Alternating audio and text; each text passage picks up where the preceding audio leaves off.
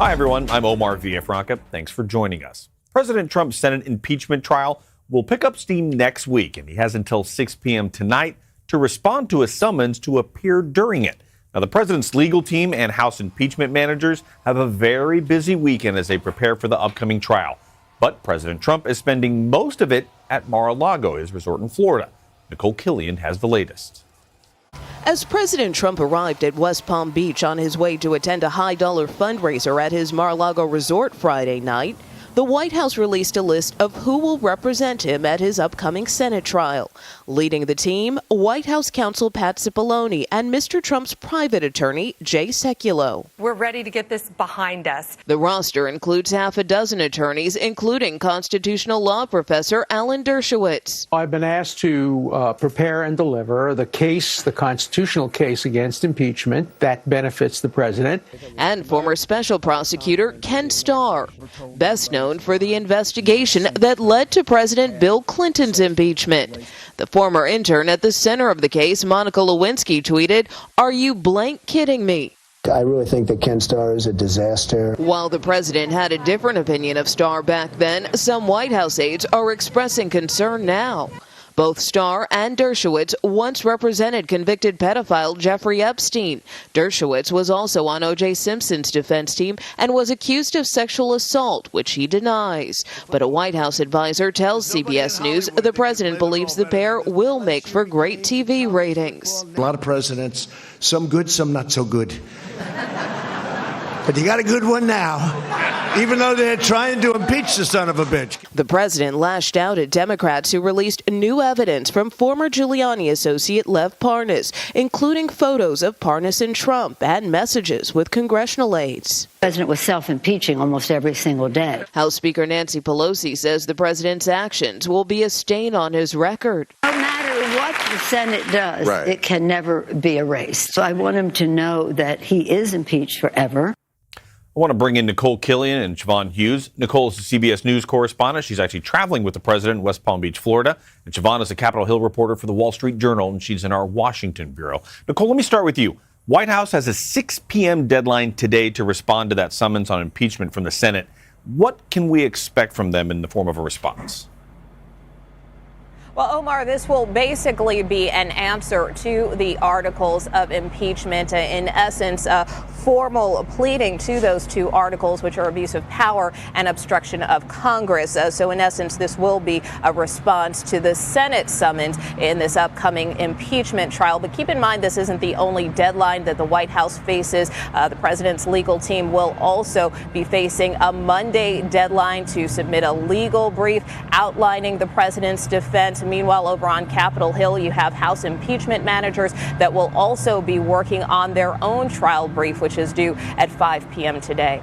Let me shift over to Siobhan. What are we learning about the Senate trial and what it will look like when it gets moving on Tuesday?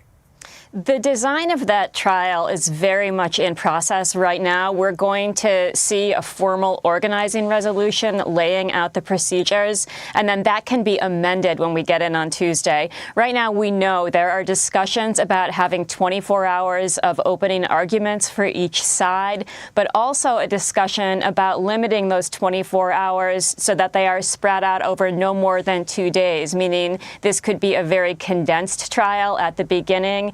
There are also conversations about whether or not to force votes on witnesses before we've heard those opening statements. Democrats likely to make a motion to do that on Tuesday, likely to not be successful, but to put that feature of the trial design into the spotlight. Calling witnesses is something a lot of people are talking about. Let me shift over to Nicole. On Friday, we learned about President Trump's legal team. Who are they? And some of them are well known, so why are some of them being called controversial?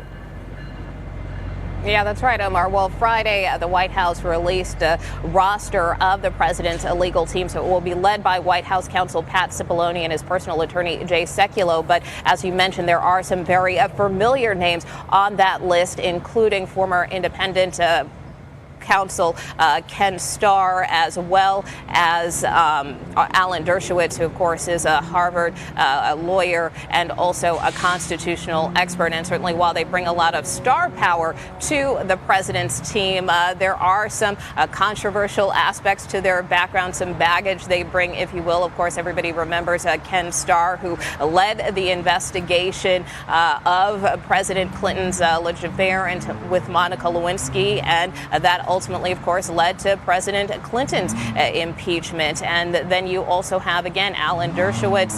Both Dershowitz and Starr have represented a convicted pedophile Jeffrey Epstein.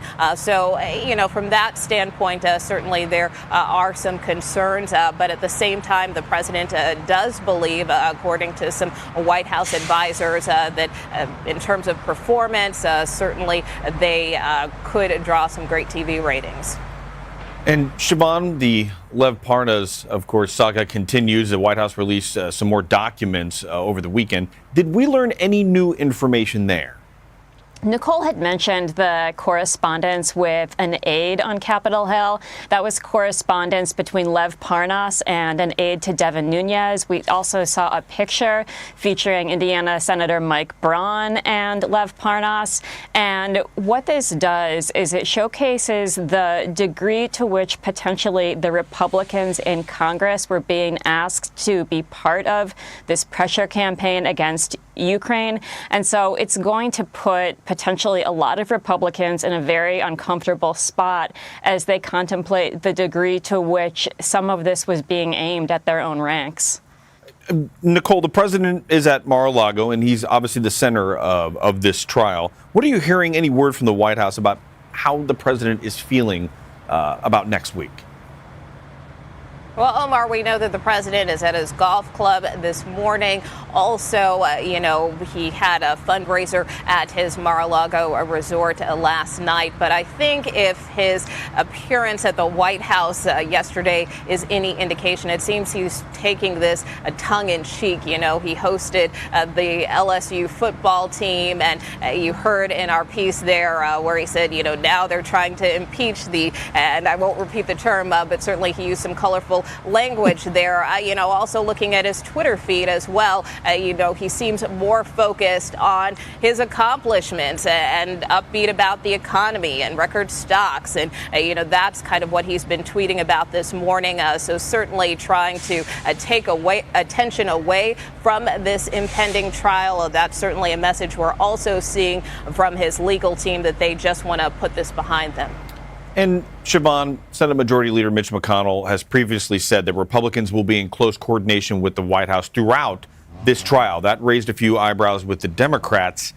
But do you think that we're going to see a united Republican Party, or could there be a few Republicans that maybe vote the other way?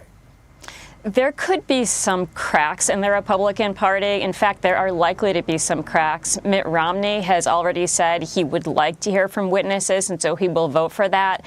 Susan Collins indicated this week that when the time comes for a crucial vote on hearing from witnesses after opening arguments, she's likely to be a yes. As for whether or not to convict the president, it's not clear any Republicans will break ranks there. They're still contemplating what to do, but it's still an open question.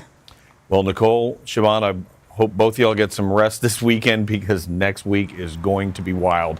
Thank you very much for your time.